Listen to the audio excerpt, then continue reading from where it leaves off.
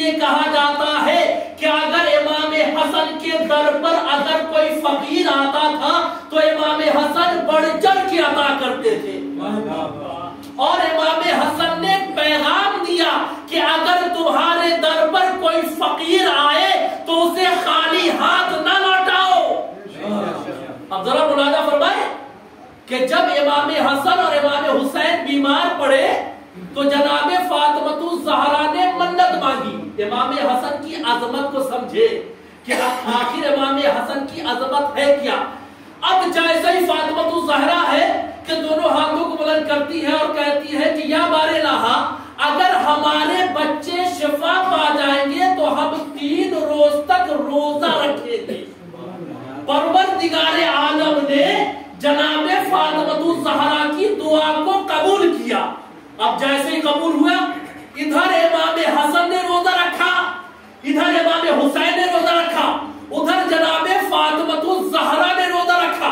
अब क्या हुआ, जब शाम हुई तमाम बच्चे दस्तरखान पे, जनाबे फातिमा ज़हरा है, अब जैसे ही तनावुल करना चाहती है, इमाम हसन है, अब जैसे ही अपने आगे की रोटी उठाते हैं, उठाने के बाद जैसे ही दहन में रखना चाहते हैं, इतने में एक साइल आया और आने के बाद दब्तुल बाब किया।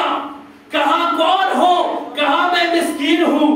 अब देखिए जिंदा ईमान, अगर हम और आप होते तो थोड़ा सा उठाकर फकीर को दे देते, यही सिफत होती है ना।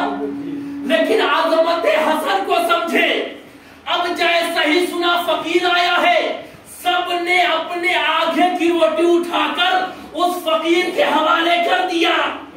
अब जैसे ही दूसरा दिन आया, दूसरा दिन जैसे ही आया, जैसे ही शाम हुई, सब जैसे ही तनावुल करना चाहते थे, फिर फकीर आया, सबने अपने आगे की रोटी उठाकर उस फकीर के हवाले कर दिया।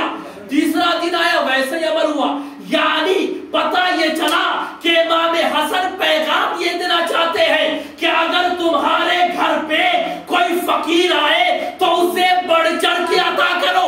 अगर तुम मजबूर भी हो तो उसके सदके में परवरदिगार तुम्हारे आला तक पहुंचा देगा। यानी एक इंसान अगर मजबूर है तो इमाम फरमा रहे हैं, अगर तुम बढ़ चढ़ के फकीर की मदद करते हो तो उसका मदद करना परवरदिगार तुम्हारे मुकद्दर को बदल देगा। अब जरा